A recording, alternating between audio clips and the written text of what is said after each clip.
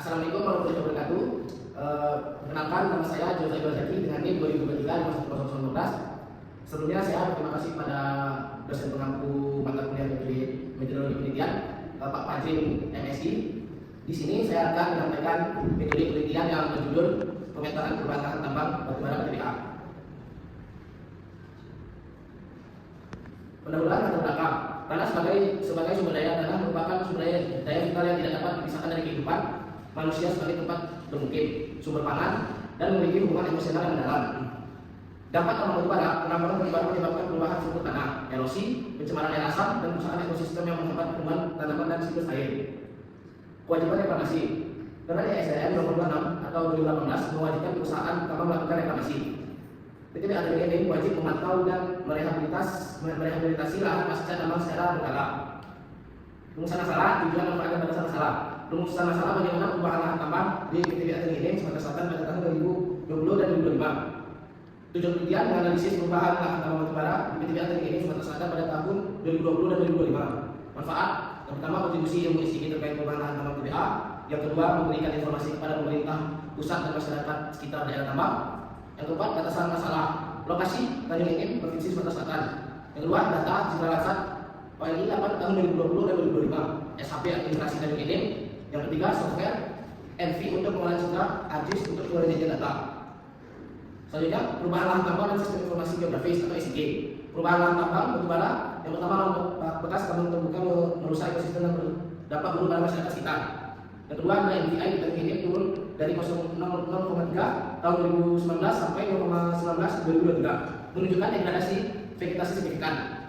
Selama 20 tahun, sekitar 24,14% kawasan tambang mengalami peningkatan lahan terbuka dan 23,10% mengalami penurunan MVI. Penelitian ITB mengembangkan indeks aktivitas tambangan atau IAP komprehensif menggunakan multiparameter spektral. Sistem informasi geografis. Yang pertama, di sini merupakan alat analisis utama dalam pemetaan luas lahan tambang secara spasial dan temporal. Yang kedua, Alveo 3,3 dan ARGIS 9.3 digunakan untuk analisis perubahan daya tanah akibat tambang batubara di Gulem, Rembang, atau ISG. Yang ketiga, DENAS ARGIS efektif mengidentifikasi area rawan longsor akibat perubahan geomorfologi tambang PT Gunung Enim.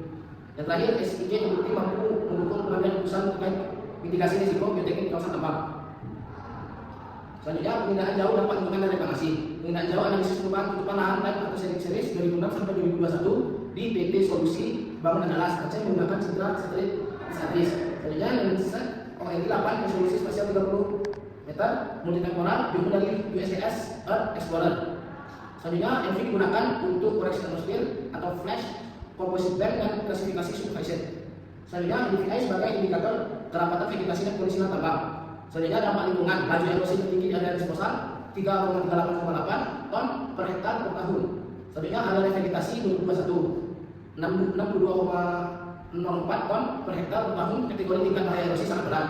Selanjutnya, kebakaran 3,8,76 ton per hektar per tahun, kategori TBE sedang.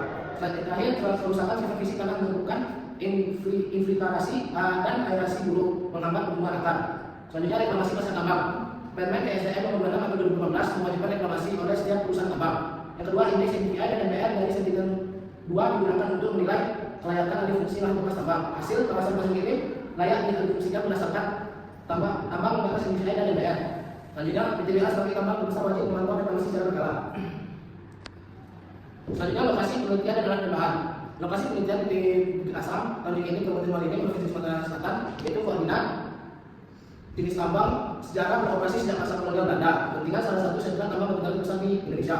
Alat dan bahan: laptop atau komputer spesifikasi mengenai software NV pengolahan dan analisis citra lensa OLI 8, software ARGIS penyajian peta dan analisis spasial, Microsoft Office laporan dan pengolahan data tabulan.